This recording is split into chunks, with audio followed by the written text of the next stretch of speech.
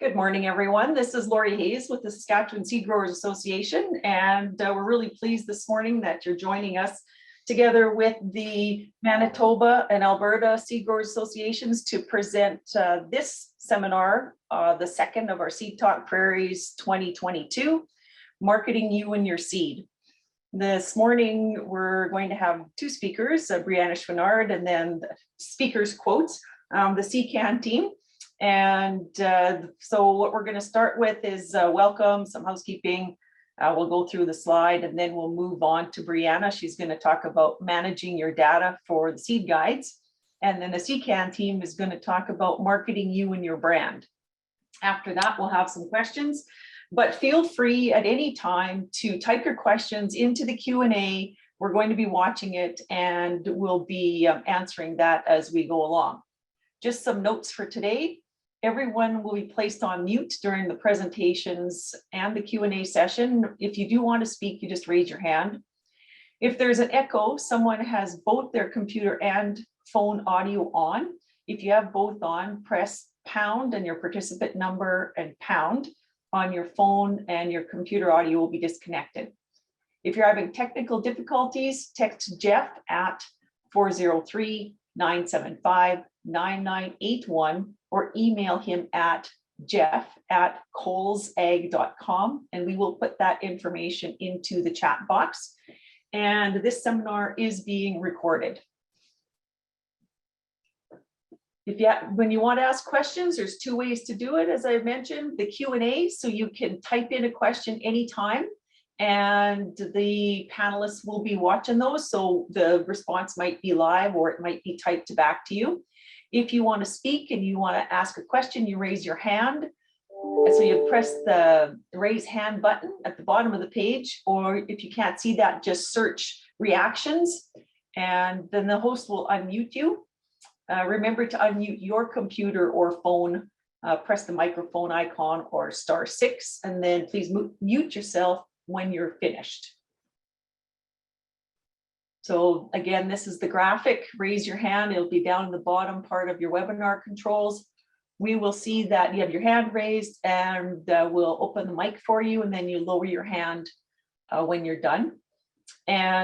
Or on the phone, if you haven't already, you type in your pound participant number pound, and you'll see the webinar controls at the bottom. All right, so this morning our first speaker is Brianna Chouinard, and she's working with CSGA, and she's going to be talking about managing your data for the seed guides. So Brianna holds a Bachelor of Science from the University of Waterloo and a Master of Science from the University of Ottawa. She's worked with AAFC and CFIA, and through that she gained experience in variety development, variety registration, molecular markers, seed policy development, and regulatory amendments. She joined the Canadian Seed Growers Association in 2015 as a seed certification officer and is currently the manager of certification. Thank you so much for joining us today, Brianna, and the floor is yours. Thank you for the introduction, Lori. Thank you very much to the Manitoba, Alberta, and Saskatchewan Seed Growers Associations for organizing this talk. As Lori said, my name is Brianna. I'm the manager of certification here at CSGA, and I'm going to be speaking to you about how to manage your data for the seed guides. And this is a great time of year to be talking about this because in about a month, the 2022 season is going to start. And so I hope you'll keep some of the things that you learned from this talk in mind as you race to your computers in early March to complete your membership forms. So there are a few different public seed listings. They're powerful tools that many seed buyers use to find seed in their area. There's CSGA Seed Locator, which is the national listing, and that's managed and maintained by CSGA. And then there are the provincial seed guides, which are contain regional listings, and they're managed by the provincial associations. Data is sent to these public listings at different times of the year. So in July, CSGA will wipe our national listing from all of the production from the previous year, and we'll begin to update it with seed from the current year. That happens about every 2 weeks until January, and then it's about once a month after that. For the provincial guides, they are owned and managed by the provincial branches, but CSGA provides them with data to populate the listings. So there are printed versions, there are online versions, but there's one main data dump that CSGA provides in the fall, and that is the data that goes into the guides. In order to share your data and to post it in the public listings, we do need your consent. CSGA is committed to protecting your data, and we're committed to maintaining the privacy of your personal information. So we do need your authorization to show your data in the public seed listings. If you're interested, and even if you're not interested, I do encourage you all to review our privacy policy, which is available on our website in the About section on the header at the top, or if you're quick, at the link here. For growers, the first step for managing control of your data is directly on the membership application and renewal form. As a reminder, this form must be completed every year that pedigreed seed is produced, and it must be completed by the grower. If the grower is working a third party who they've authorized to submit applications on their behalf, the grower still has to indicate that on their membership form, and they have to confirm their consent options and decisions. Assignees, on the other hand, can manage their consent options on the third-party account information and consent form. Anyone who is acting as an assignee must complete this form in 2022, even if they've also completed a membership application renewal form. Both forms can be accessed on the Apply Now tab in SeedCert. Again, the 2022 forms are not quite available yet, so don't go looking for them now, as they won't be there. On both of these forms is the same consent section, and this is critical. If you'd like to have your listings included in the seed guide, in any of the public listings, you must pick yes here to give CSGA the permission to include that production in the seed locator and in the provincial seed guides. And another reminder, if you are producing crops under assignment, the assignee's decisions control the crops that are assigned, whereas your decisions control the listings for seed that is unassigned. So if you're producing some crops in your name and you're producing other crops under assignment, your choices will affect whether your crops show, and the assignee's choices will determine whether the assigned production shows in the seed guides.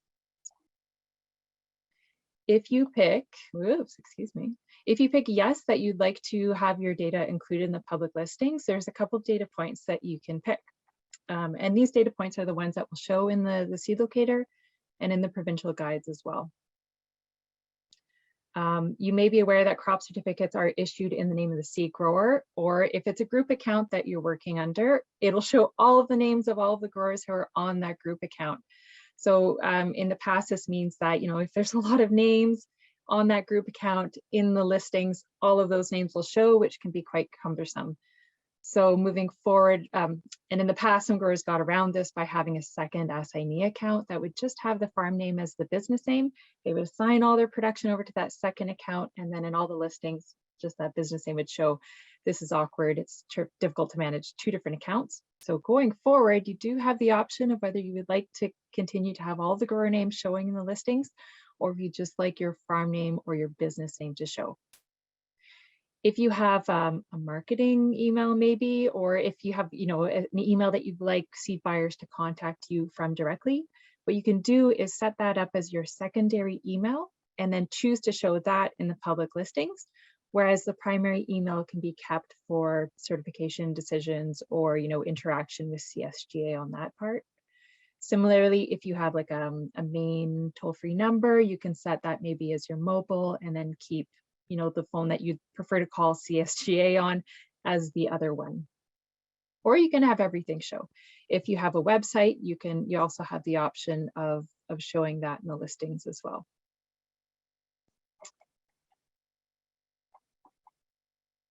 It is so important when you fill out your membership form that you get absolutely, and in early March, you get all of your data points exactly right.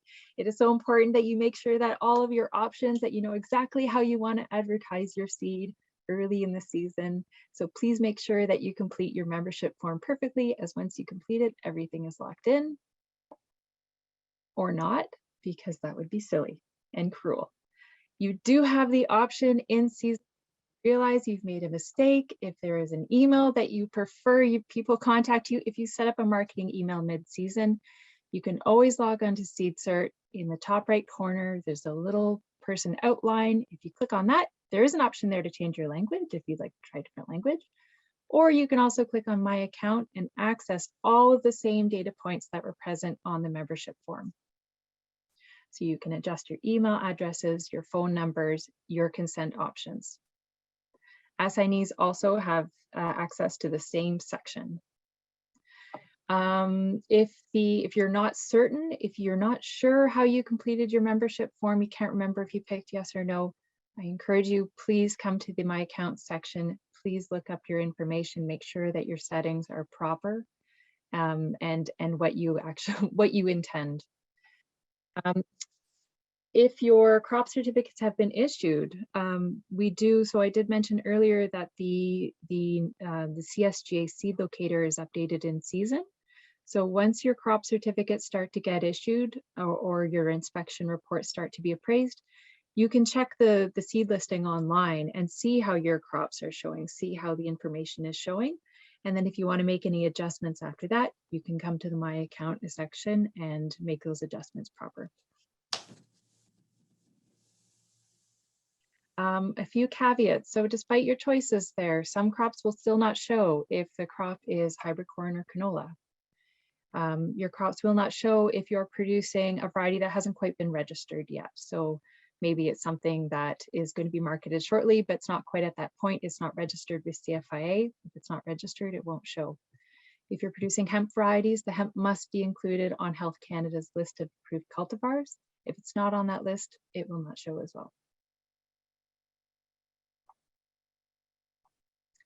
And we do have, if you've got seed from a previous year that's still available and you'd like to have it included in the public seed listings, there is a form available on the Forms tab in SeedCert called the Carryover Seed or Notice of Carryover Seed. You can complete this form. There is a $25 administrative fee to process it and make sure, to maintain that listing. But if you have, for example, say a 2019 crop that you would like to show in 2022, you can fill out this form.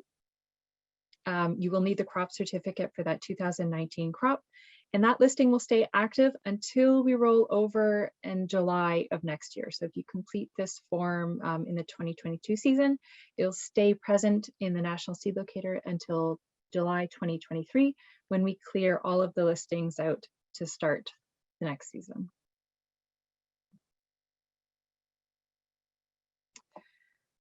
For data extraction, like I said, we begin to pull our data to populate the seed locator in July. So normally towards the end of July.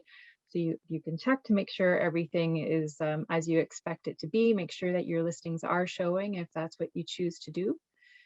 The data for the provincial seed guides is normally pulled in the fall. There's one big data dump that is sent to the branches to populate the online and the printed version of the seed guides.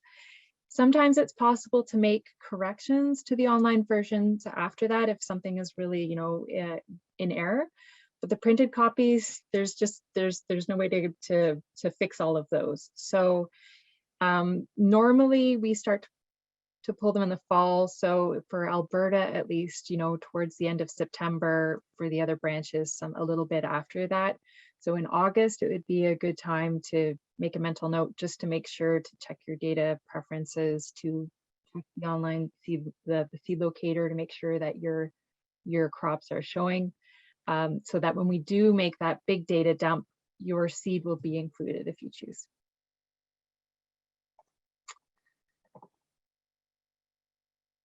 And that is it. I think I have some time left over for questions, right? Okay, so I have a question from Sarah Wygum. I have primary email and mobile numbers selected to show under my SeedCert account, and I have data in both of those fields, but neither of them are showing in my seed locator listings. Okay, that's very interesting, Sarah. I will have to look into that. It's my understanding that they should be showing. So I will make a note to look into your account and follow up with you after. I can't imagine that you did do anything wrong, but we'll look into it just to make sure that everything is working correctly. Is it not showing for all of your listings or just some of them? Thanks, Brianna. Any other questions for Brianna? I know that here in Saskatchewan, the reason we asked Brianna to do this was because we did have a lot that we had to go through in the fall when we were getting ready for the printed seed guide and the interactive seed guide. And it was because it was a new program and people didn't quite understand, I think, the implications. And that's why we asked you to do the presentation today. For example, we had people that said, yes, they wanted to consent, but they didn't say what they wanted to share. So we had to follow up because otherwise it would have just been a blank line. Yes. Yeah. So that's why we really wanted to have this as part of the presentation, to have people have a little better understanding of the importance of reading and filling out the membership application. And then this is all about marketing, and the seed guides are, arguably probably one of our better marketing tools that our members have at their disposal. So yeah, and we were, CSJ, we're really making every effort to make sure that growers have as much control over their information as possible. So the My Account and allowing growers to see their consent options there and to be able to modify their data is such an important tool. And it's great to have the opportunity to really promote that, because it is really important for growers to be aware of that. I see a question from Jim Latrace, and I mentioned about in the chat, I said that we can georeference people's facilities. And so what you need to do, all those in Saskatchewan, send me which legal land description you want the pin to be on. Originally, we had it set up as address, but that doesn't work when everybody is rural and has post office boxes. So now we're going the legal land description route. So any of the Saskatchewan growers, just send me your legal land description, and then we can get your pin put up on the interactive SAS seed guide. That's fantastic, by the way. That's really cool. We're very happy with our new tool. Okay, you can keep putting questions in the Q&A if you want, and we'll just move on now. Our next presenters are the CCAN team. When we decided that we wanted to do something about marketing for all of our members, we were trying to think about, who to bring in to speak and what kind of options there were. And so one of the things that came up, we were all talking about, we've seen all the different campaigns that the CCAN team has had. And so while we were talking with them, they graciously said that they would help us to do this presentation. And so I'm going to welcome all of the CCAN team. But Todd, maybe you can start with the introduction of your team. And now the floor is yours. Excellent, thanks. I've got to, I'm assuming everybody can see my screen? No, we can't, Todd. Oh, okay, well, let's get that going. Don't forget to share sound. You got it. It says I'm sharing, here, let's stop that. There we go. Yeah, now it's coming. It's loading. Oh yeah, now we see it. All right, we're good. All right, so welcome everybody. Our team's really excited to share some information with you. I totaled up our marketing experience, and the team that will be presenting to you has over 100 years of seed marketing experience. Some of us have a little more on that than others. So, but a total of over 100 years. The presentation will be focused primarily on Western examples, but I see a few folks from the East. I hope you're able to enjoy this. I'm sure there's some pieces in here that are universal, so you'll get something out of it no matter where you are selling seed. We're going to hear today from 5 different presenters. So myself, Todd Hyra, I'm the Western Business Manager for CCAN based out of Winnipeg. You'll hear from Brad Pinkerton, our Manitoba marketing rep. You'll hear from Mira Van Burk, our Southern Saskatchewan, Southern Alberta marketing rep. You'll also hear from Lauren Wensley, our Northern Saskatchewan marketing rep, and then Brenda Trask, of course, our communications manager. So those will be the 5 presenters over the course of the next 50 minutes. Let's see here. Oh, gotta get where's my cursor? There we go. So it's been a really interesting year in 2022, and we've faced marketing challenges like none of us have ever seen, even in this 100 years of experience that we've amassed. And so we wanted to share some thoughts on providing you with background on the value you provide to your customer, some thoughts around building brand and brand awareness, some advertising opportunities that are very specific to seed growers as opposed to other retail channels, and then really get into selling seeds specifically in 2022 and some of the unique challenges that it has posed for us.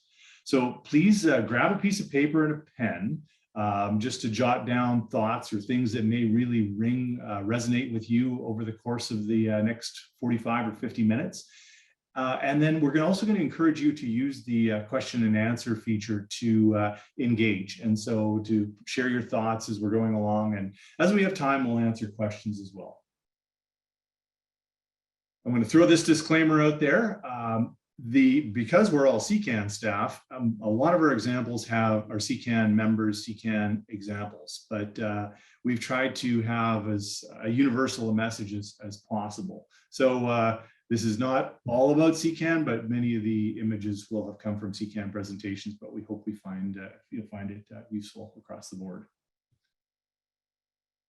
Last week, so from January 31st to February 3rd, we, in preparation for this presentation, we polled CCAN members to get some feedback on some of their challenges. And so very pleased with the response. We had over 114 participants in the survey, which would represent probably 20% of the grower retailers in Western Canada. So that's a pretty good cross-section of feedback for us. We had a fairly decent split across all three provinces. You can see here in this chart.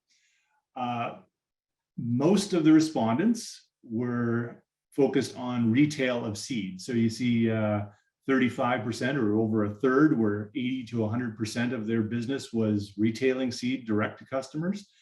50 to 80% were 35, and then a little smaller portion were doing more wholesale, and then a very small amount or 100% wholesale, and essentially they didn't really participate in much of this. So to ask some of the challenges, and we hope to address some of these over the course of the morning, is time is the biggest consideration. So we'll touch on some ideas that are not that help you manage your time and ways to help move you forward. Some are not sure where to start, so hopefully we spark some ideas and get your pen and paper and mark ideas that you may want to start and try. Selling is not in my nature was also on the list, and we hope we can move some of you forward there as well. And then nice to see 20% have got this aced, and those are probably some of the people you may see in during the presentation, because we have some of the best marketers when we think of seed growers across the board. And so we want to make sure that we're sharing with real life examples. Had some great feedback from members as we were fielding this survey. Some said, Todd, I've got everything I need in the seed guides, so I don't really need to advertise. And so if that's your status, then good for you. But growers come in all shapes and sizes. And I love this quote. I'm not sure if Linnell remembers this, but it's 5 or 6 years ago, Linnell told me at a meeting that said, really, marketing is a pretty big step here, and seed growers should be required to sell 5 truckloads of seed before they grow their first crop, because growing the seed is just part of the puzzle. And I think she was, probably 26 or 27 at the time, but pretty wise words from one of our younger members. So as I said, seed growers come in all shapes and sizes, and depending on where you are in your business cycle, are you new to an area? Do you have an established customer base where they just buy everything you grow every year, and you don't have to do a ton of marketing? That seed guide or the provincial listings are all you really need. That's fantastic. But if you're in expansion mode, if you've got new customers showing up, if you're trying to grow your business because you've had sons or daughters come back to the farm, are you just in a really hyper competitive area where you need to raise your stakes above everybody else? Those are all reasons to invest in your marketing message and amplify your voice. So during this section, we're going to touch on a whole bunch of ideas that you can, well, many of them have been around for a while. Some of them are newer, but give you an opportunity to think about where you're at and what you may need to grow your business, or if you're okay where you are.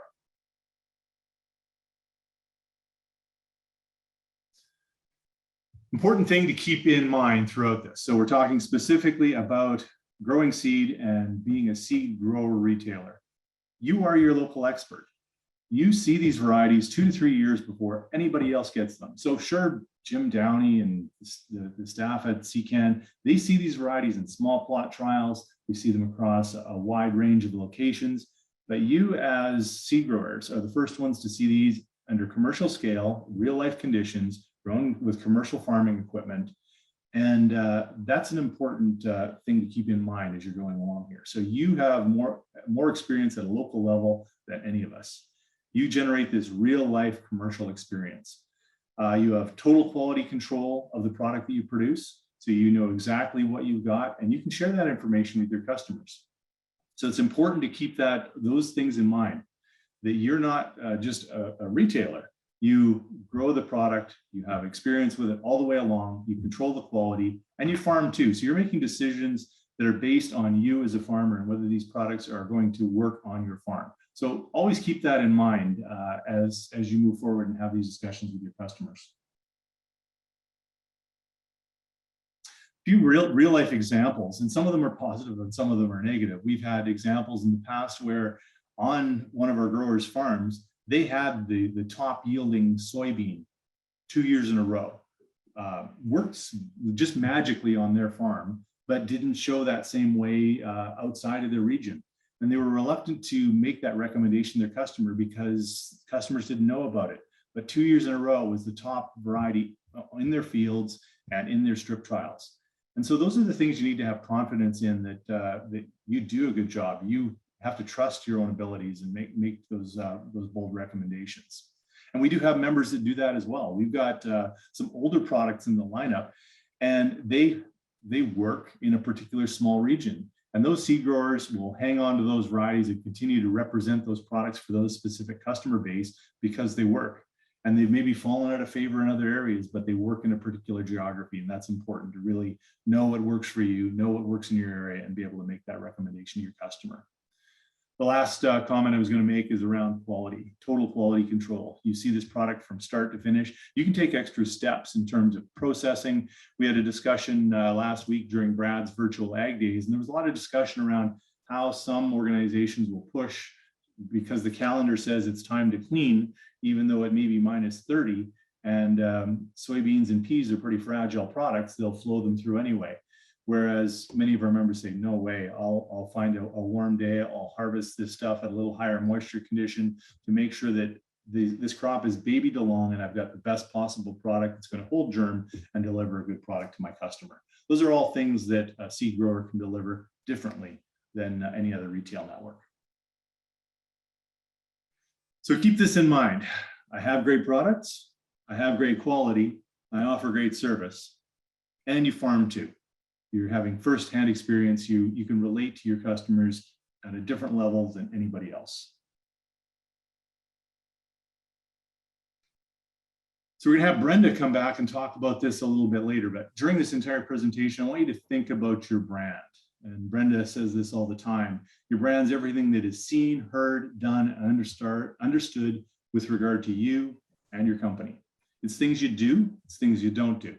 So I want you to think about the things that you can deliver and jot a few of those down so that we can maybe come back to these at some point in time. We only have an hour today, so we'll hopefully come back to some of these sometime in the future and explore further. I'm going to turn things over right now to Brad, and Brad's going to take you through the next segment of the presentation.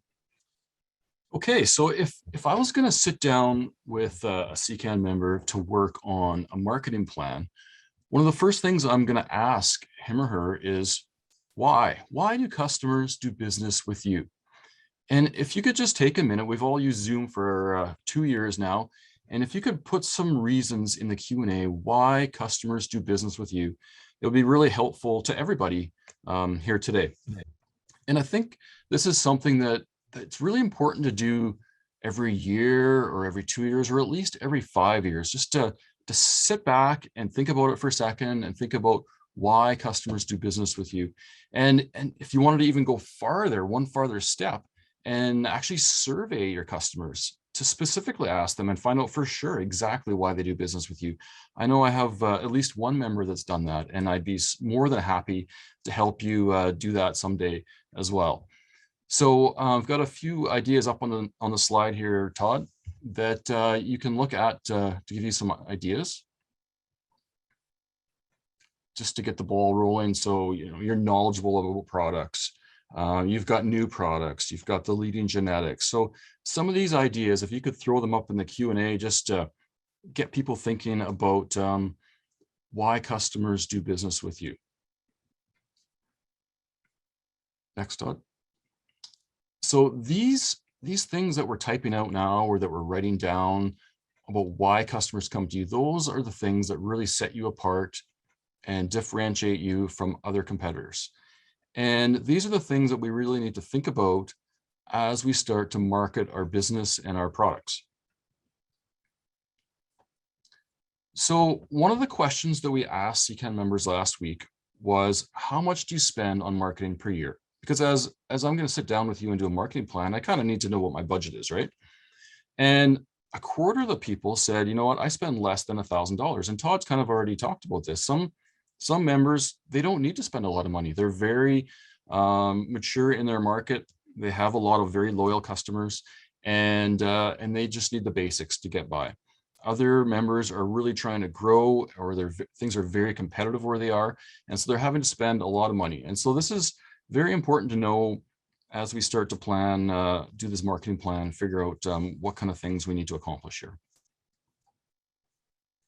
So if you're in a very mature market and you have, you sell out every year, maybe this is all you need. You just need those product listings to make sure that everybody knows what you have. And these product listings are free.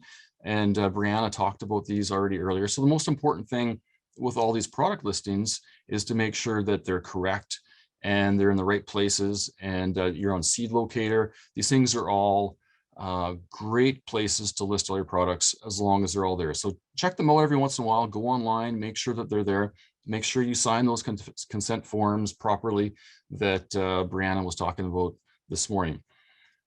Also, most seed distributors have their own websites where they list a lot of products and maps and everything as well.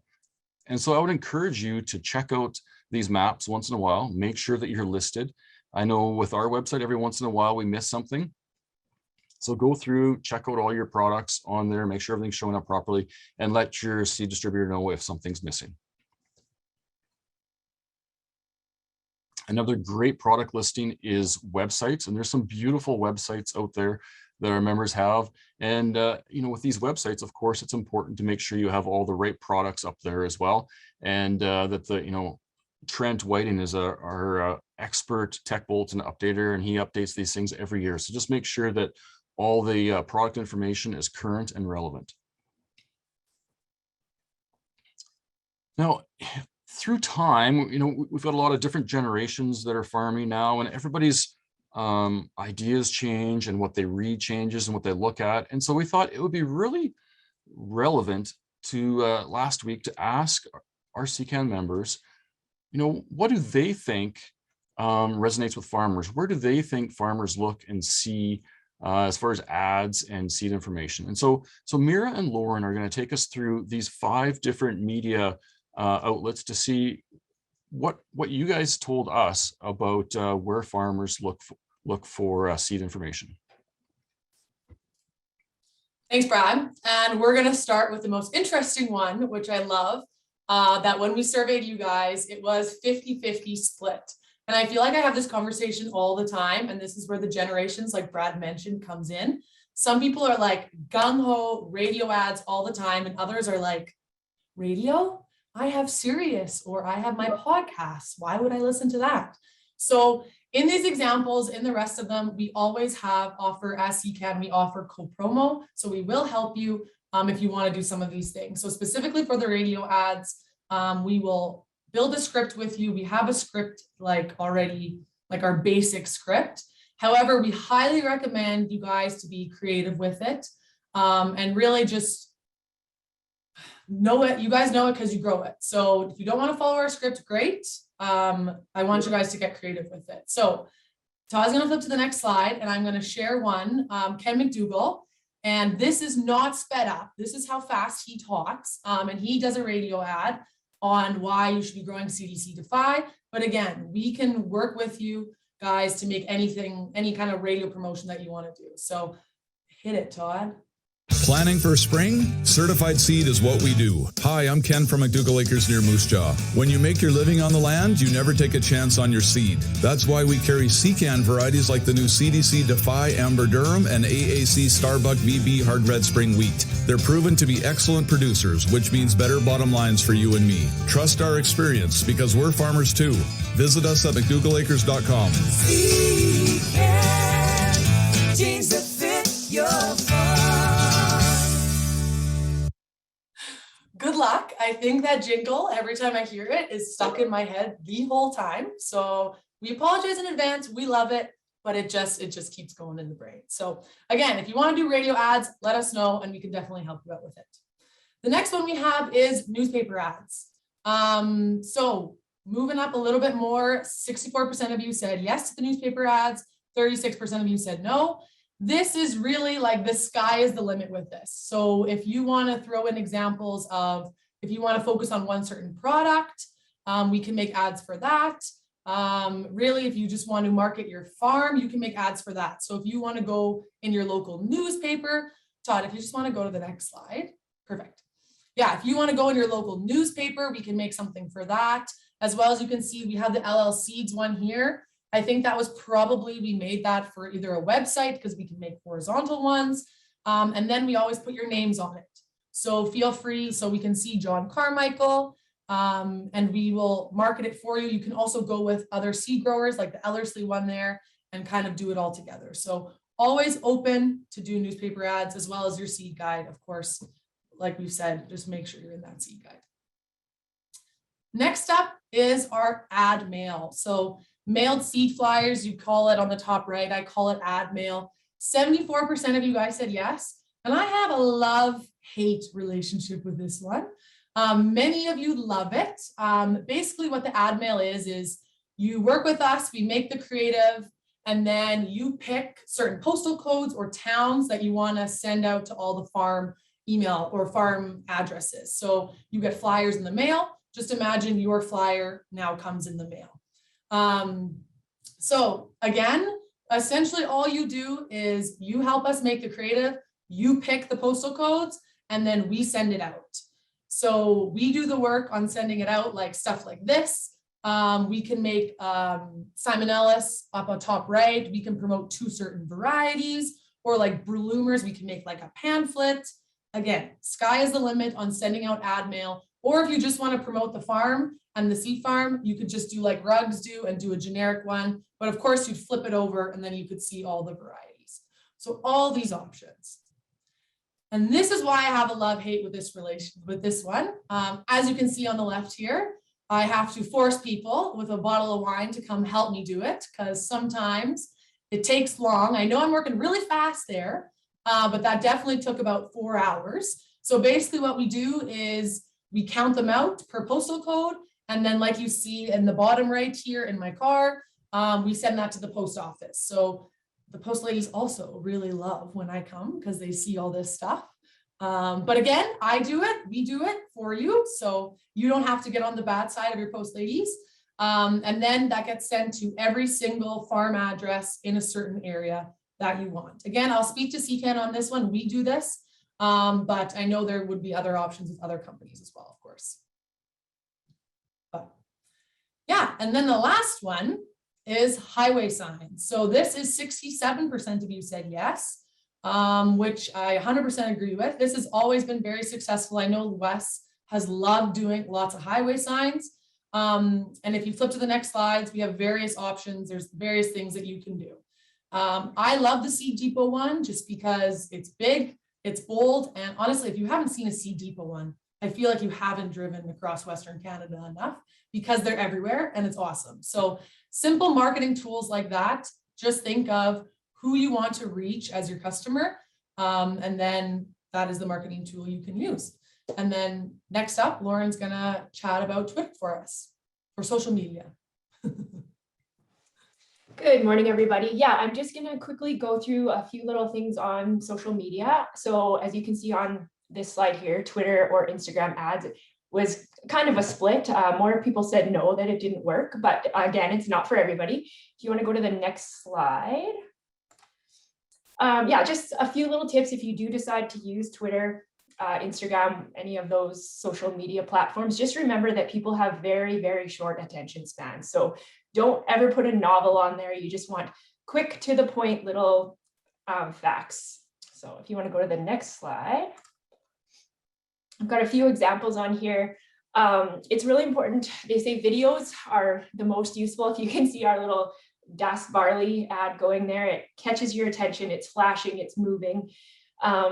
Another thing that I often, when I'm doing Twitter ads, I have learned how to make GIFs myself. So that helps. And I kind of try and engage the audience somehow. So I'll do a poll or something that they can relate to, something that they can kind of a contest or something that they can actually be a part of.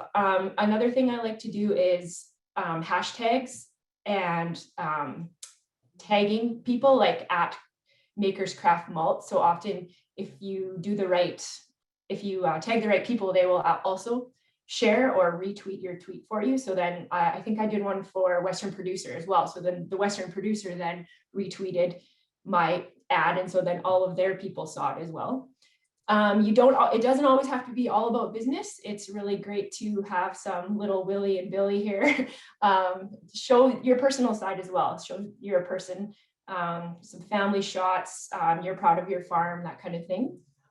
Next slide. Yeah, like I said, videos are the best, pictures, and then just text. Sometimes something to think about is you might want to research some of your hashtags. You may think that you're hashtagging something, but it might be already connected to something else. And then this midge tolerant wheat thing here, that was right when the Golden Girls were popular, right? So they just tried to get something funny that would catch your attention. And then also one more thing is, especially I found since COVID, I think the trolls, like there are people out there out to get you, but you just have to do not take it personally.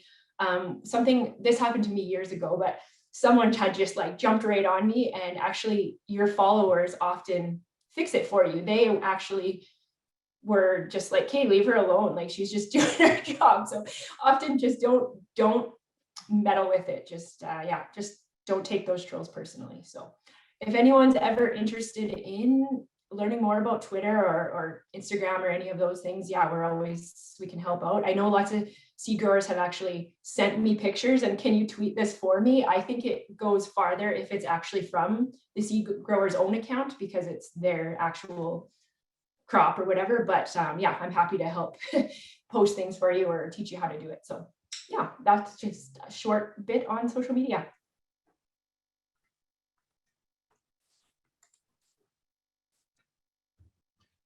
That's really cool. Thanks, Lauren and Mira. So it was really interesting to hear what CCAN members thought last week about different media options. And it was really neat to hear and see some options that you guys can offer out to seed grower and retailers. And so if you think about these examples that Mira and Lauren have just talked about, it's all kind of pushing out marketing, right? Like you're talking to everybody, you're yelling to everybody, you're on the radio, anybody listening, they can hear that. The newspaper ads, anybody flipping through their paper, they're going to see that. It's not direct communication, it's mass marketing. And so the next thing I want to do is talk more about direct communication and direct marketing to your customers. And so we asked the question, how often do you communicate with your top customers? And if you look at the whole right side of this pie chart, was either twice a year or once a year. So I see this as a huge opportunity if you fall onto the right side of this pie chart, then there's things that we can do to help you communicate more with your customers, to hopefully create more loyalty, hopefully get you more share of wallet for sales. Some people are spending lots of time with their customers and having lots of different types of communication, but there's certainly some opportunity to improve. So the next thing we asked was, how do you communicate with your top customers?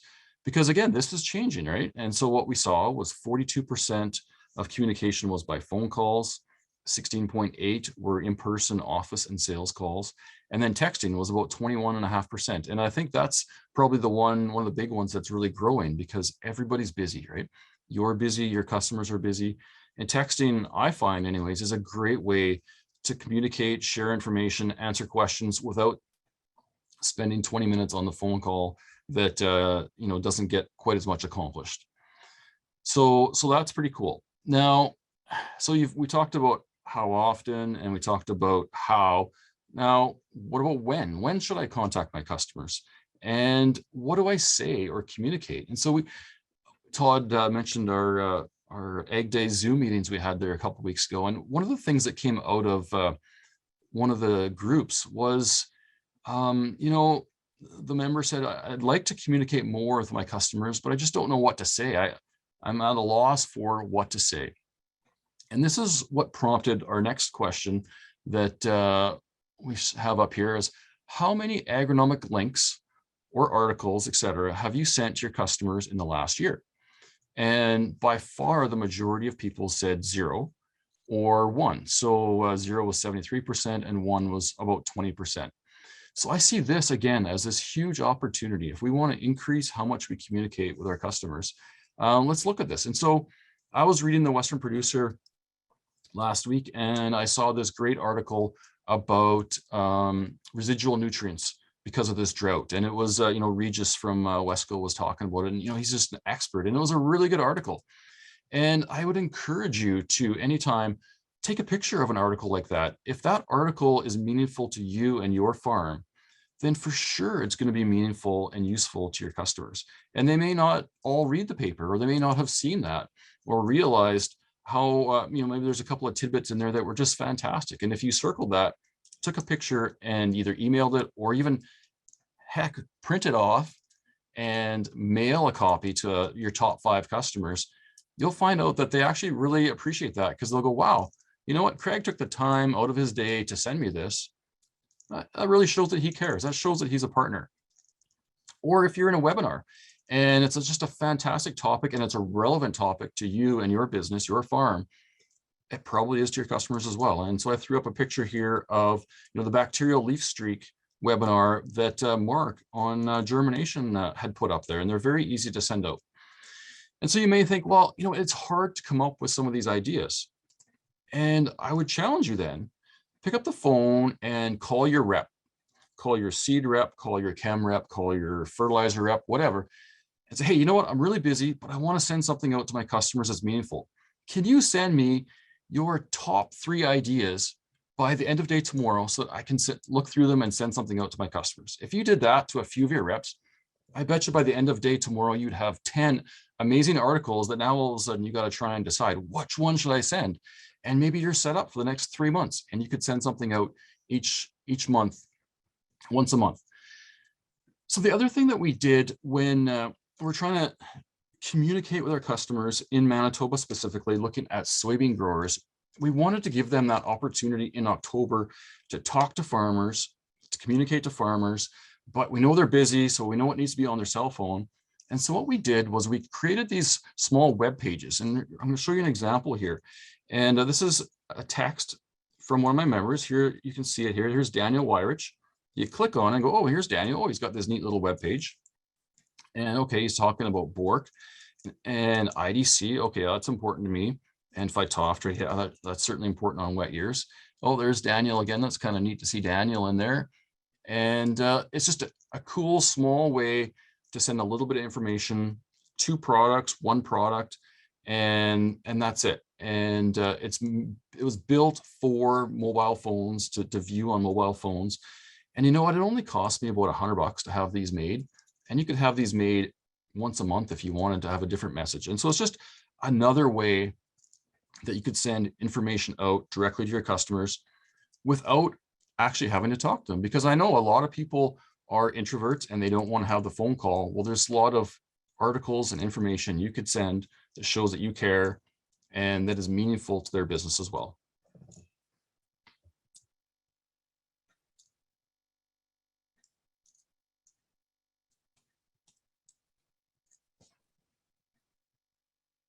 All right, I'm back. So specifically for 2022, it was a year like no other. And so we had record commodity prices. We had seed shortages in some areas and some crop types. And so we wanted to just poll our members and find out what they were saying. And so what are the biggest challenges faced by seed growers this coming year? And the biggest one is customers being shocked by high prices, shortage of supply, volatile seed prices, and not knowing where to adjust your prices. Some are comfortable and things are rocking along, and that's okay. And then some are not sure about their quality. So I'm going to address the three big pieces here with some commentary, and there's a question in the Q&A that I'll address during this time frame as well. And so taking a look at each of them.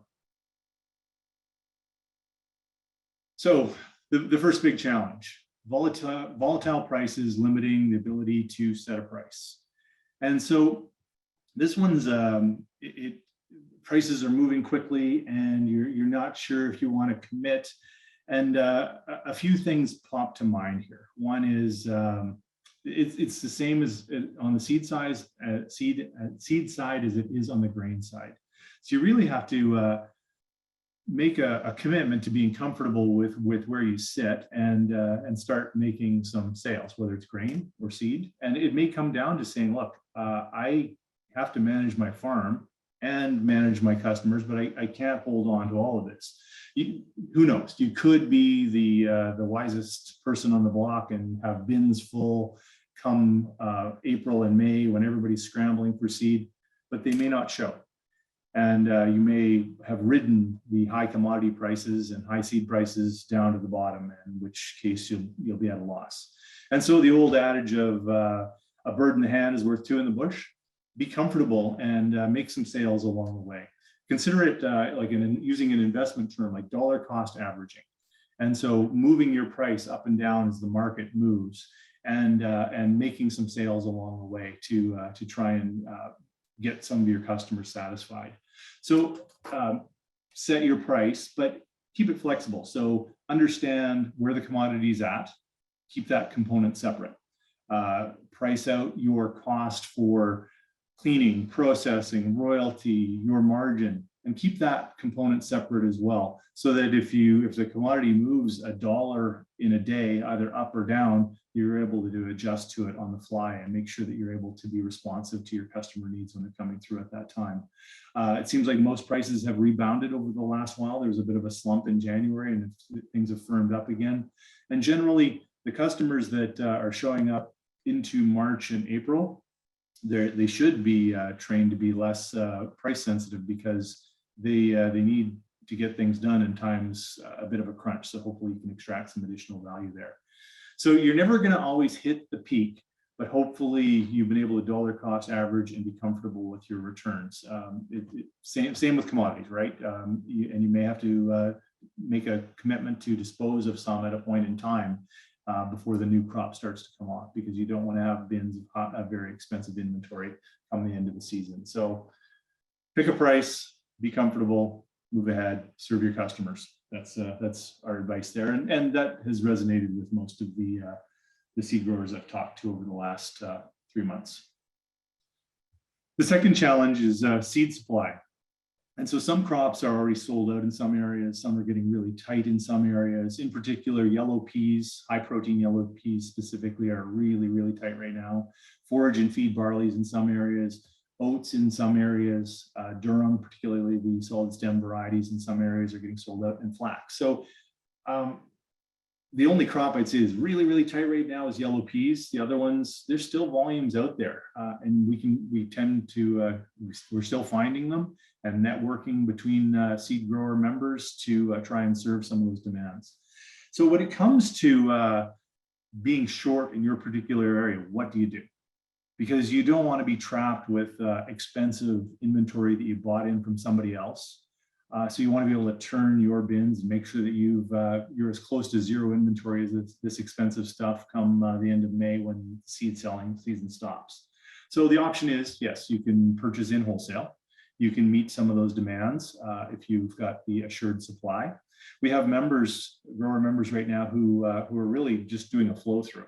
So they'll arrange from another seed grower to bring in a truckload of seed, a direct hit to the customer. The customer takes that product and extract a small amount for the service of bringing that in. So essentially you're taking care of your customers, but not necessarily exposing yourself to some of that risk. You can even go as far as connecting your customer with another seed grower that you work with that still has supply in their bins. So network amongst yourselves to find supply, continue to empty the bins, use up as much certified seed as you possibly can out of the system. You may not have the supply this year, but your networking amongst the group of 500 grower retailers across Western Canada is a really powerful tool. And once again, have faith in the product they're going to bring forward. So the old adage, if you don't take care of your customers, someone else will. And my fear is that may be a brown bagger. And so as seed grower retailers, doing the best to take care of your customers. And so there's a question in the Q&A about, well, I don't have any product.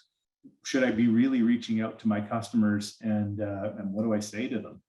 I think it's about having that conversation. So if you're truly sold out, and that's a good thing. It's unfortunate you didn't have more, but reach out to your customers, have the conversation. Are they getting their needs met? And looking at potential solutions. So maybe it's the next grower down the road that still has some supply. Maybe it's a little further out. Maybe it's a direct load that comes in from another area. So there's additional freight, but still using up that pedigreed supply as best possible. So hopefully that answers that question around what do I do when I'm actually out.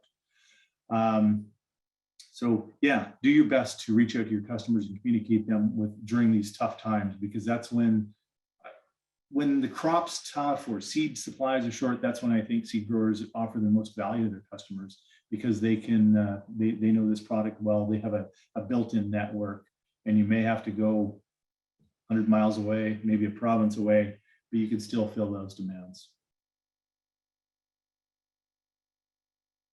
The last big challenge that I would want to talk about is the high price of seed, and really linked to the commodity prices. So we've never seen commodity prices like this. I found an old email from in October of 2020, and I think flax was $17.50 per bushel as a commodity at that point in time. And my comment was, well, who is going to buy flax when the commodity is $17.50? It's all going to go to the pit. And so fast forward, it was pretty much a year later, after I found that email, that flax was trading for $45 and then $50 and $55 per bushel as commodity. So where do you price these things? And so I think the important piece is, you're a farmer too, be transparent with your customers. Split out the commodity and show them that pricing segment. Keep the cost of growing, cleaning, processing, royalty, show them that as separate items. Be transparent. You're not making money hand over fist. You're trying to extract the same value that you would have provided in 2021 as you are in 2022. And the big difference is the commodity. And so if your customers have sold their oats for $11, they can't be expecting you to sell them seed for $11 or $12. You need to be adding your value on top of that. So have that discussion. I think it's only fair, and most of your customers will be as hard of bargainers as they may be. They're realistic and appreciate the service that you provide. So use that commodity as your base and build from there to make sure that you're getting yourself paid. And remind them that you're not making any more margin than you were in any other season. And there will be some additional costs involved if the freight has to be tacked on to that coming from another area. and just have that conversation. As I talked to some experienced seed grower members over the last couple of months, one of the things that they talked about was, how much do I dump? How much do I save? And so it's too bad we didn't have this presentation about 6 weeks ago, because you want to be making sure that you're emptying those bins at the end of the year. And if you have to make the hard decision and you've reached out to all your customers and they say they're taken care of, they've got what they need, then you have to make that call. You can't hold on to that product and ride it through the end of the season. Network with your seed distributors to make sure that, because they'll hopefully provide you with the thoughts on whether they think it should be held or disposed. There are some commodities that are quite plentiful right now, others are tighter. Make sure that you're not dumping something that is in short demand just a few hundred miles away. So hopefully those help. I'm not sure if there's any other comments that have popped up in since. I'm going to turn things over to Brenda now, and we'll circle back and we can talk later, but Brenda's going to talk about your brand. Morning, everyone. Thanks, Todd and Brad and Mira and Lauren for sharing your expertise. And I guess what I would say is that you've heard a lot about specific tactics and promoting your company and specifically your products, your varieties. But I do encourage you to remember, as Todd said at the beginning, branding is all about everything, everything to do with you, your company, your product lineup. And so it goes beyond even the specific tactics you do. And I, for sure, Simon raised this question in the Q&A, community support contributes to your brand. You know, things like donating to the food bank. I know the Klim family just got some really good profile in Saskatchewan about the work they've done with oats and the food bank in Regina. So those sorts of things absolutely contribute to your brand. They may not sell you more product today, but hopefully will tomorrow. So I guess I want to keep reminding you that everything you do or you don't do, I mean, sometimes you choose not to do things, absolutely will contribute to your brand. And I think the other thing that you should keep in mind is that there are opportunities to piggyback on the brands of your seed distributors. So for instance, it might be Canterra Seeds and their 25th anniversary campaign, Rooted in the Prairies. What an awesome initiative from Canterra Seeds. And, you know, I'm not following the specifics of what was donated and where and when, but, you know, there are opportunities to, as I said, piggyback on some of the things that are being done. FP Genetics has taken on a marketing tactic where they're naming varieties after war veterans. Again, opportunities to support that. I mean, at CCAN, we do Grow a Leader with our 4-H donation and our soybean sales. So, I mean, there are opportunities. Seed distributors spend a lot of money and time building the brand. And so there are opportunities for you to kind of get on board with that and do things that you can sort of piggyback on. Again, we work hard to build the brands for you, and sometimes it just makes sense for you to co-brand with your seed distributor because a lot of that work has already been done. So I'm not going to spend a lot more time on branding. I think about branding every day when I come to work, and I could do another whole webinar or day's presentation on branding, and happy to spend more time with any of you if you're really interested in building your brand. But for now, I'm going to turn it back to you, Brad, and you can do the wrap up here. Thanks, Brenda. So I hope everybody kind of sees as the take-home message today that, you know, marketing plans are unique for every single business, every single person. Whether you're expanding, whether you have new competition or no competition, whether you're established or if you're brand new and trying to get any prospect for any brand new customer, there's so many things that will play into what your specific marketing plan should look like. And Todd already showed this pie graph at the beginning, but I want to go back to it. When we asked our members last week, when you think about marketing your brand and your seed, what holds you back? And over half said it was time, or they were not sure where to start. And so for me, this is a great opportunity for seed distributors. This is our chance to shine and to differentiate ourselves. This is our chance to help you tell your story about how you're a farmer, how you have, next slide, please, Todd, how you have great products to sell, how you have great quality, how you offer great service. This is what we can do to help you tell that message. And you're not alone. Your seed distributors all want to help you. We're here to help you. And you just need to reach out to us, and we'd be more than happy to help you find the easy button for some of your marketing plans and help you sell your seed. So I want to thank everybody for watching us today, and especially thank everybody that participated in the marketing survey last week on such short notice. That was fantastic, and it was really fun to look through. Fantastic. Well, thank you, Brad, for taking us through that. I think if Lauren and Mira can turn on their videos, and we're happy to take any questions that may come from the group now. I think we've got a few minutes there. If anybody'd like to either enter it in the Q&A, we can read them out, or happy to address them in person. Yes, if you do want to speak, just hit the raise hand button and we can unmute you if you want to ask a question directly. And thanks again, Todd, Brad, Lauren, Mira, and Brenda, so much for all your efforts in putting this presentation together.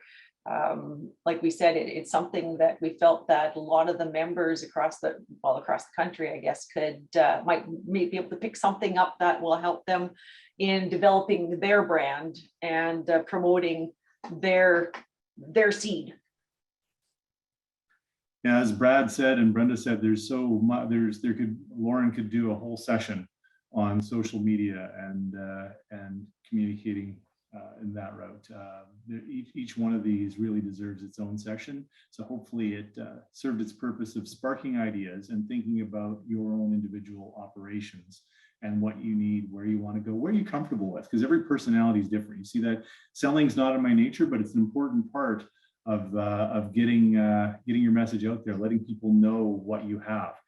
Over the last few weeks, as seed supplies have started to dwindle in some crop types, we found bins full of product that we thought was sold out. And so part of it is even just networking with your distributors to let them know what you have, and staying in touch, so that when you hear if the industry is running short on yellow peas, maybe you have what the industry needs. If you've got a forage variety of wheat or barley or oats, perhaps the industry is looking for that. And those are communication pieces that you need to have, and just letting people know, staying in touch with your fellow growers, staying in touch with your seed distributors. So it's about using all of the tools that are available to you.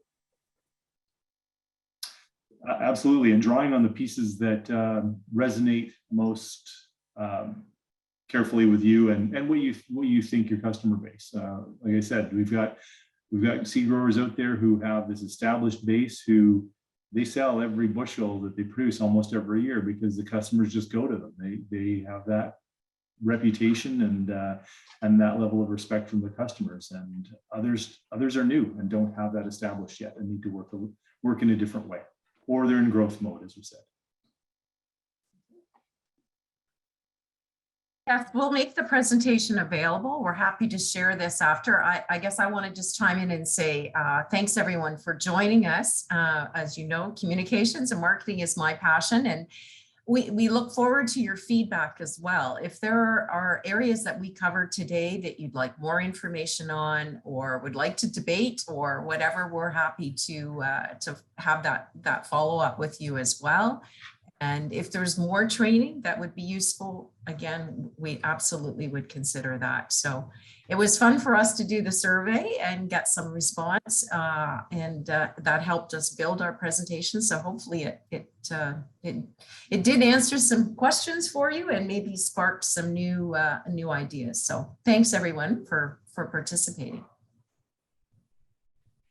Well, thanks again. Don't see any questions in the Q&A.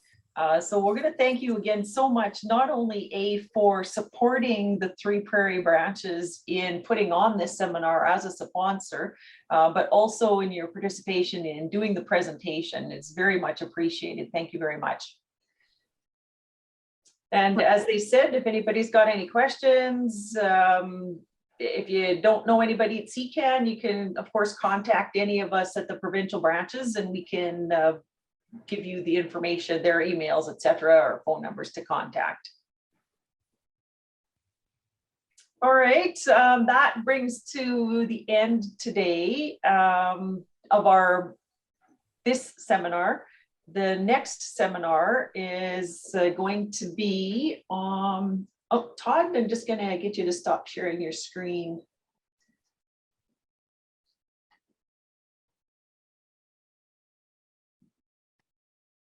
Thanks so much. So we have 3 more seminars left. The next one is Thursday, February the 24th on seed growing. And Carolyn LaFontaine is going to do a presentation on some of their early e-learning modules that they're putting together, or they're already together, for seed growers and stakeholders, helping certain things to go through everything from A to Z in producing seed. There's a way to shorten down the duration time for select plots by taking some of those. And the other part of the session is going to be talking about pretty much about data. And so Doug Miller and Craig Riddell and Rory O'Sullivan are going to be talking about data and what you can do with it, and also some of the pain points of data and having to replicate and redo and looking more at, you know, trying to streamline some of those things for efficiencies for you as seed growers. The one after that, March the 10th, the carbon economy, what's in it for seed growers. We're going to have a presentation from Dr. Joy Agnew, who's going to talk about the carbon economy. Then Garth Patterson from the Western Grains Research Foundation is going to talk about the next 40 years in prairie agriculture. And Doug is going to talk about some opportunities through this whole carbon economy for seed growers as far as some of the programs that may be coming down the pipes.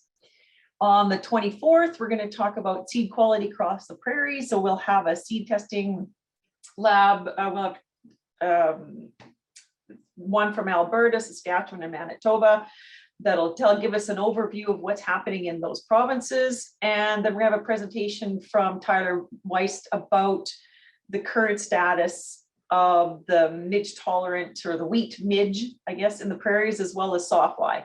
That came up during the discussions this winter when we were getting the data together for the seed guides, and thought that it'd be a valuable addition for seed growers. So that's going to be the next upcoming series. Again, we like to thank CCAN so much for their presentation and sponsorship today. And as they've said, feel free to reach out to them if you've got any questions, as well as your own distributors, the other companies that they listed. And for us in Saskatchewan, we would like to thank our supporters for our whole Seed Talk series and all of our other outward activities for our growers. So the CCAN, of course, is today.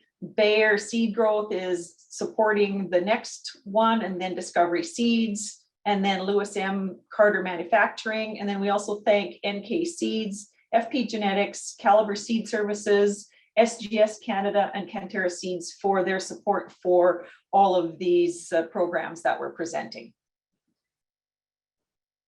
And that is the end of our seminar today. If you've got any questions about any of them, just contact us three, Kelly Chambers in Alberta, Jennifer Seward in Manitoba, or myself, Lori Hayes in Saskatchewan. We will be sending out notification about all these other seminar series as they're coming closer. And if anybody's asking what happened, you can tell them that it has been recorded and they will be uploaded to our websites as soon as we can. So we'd like to thank everyone very much for participating today, and we look forward to seeing you at the next seminar, Seed Talk Prairie Seminar. Thank you.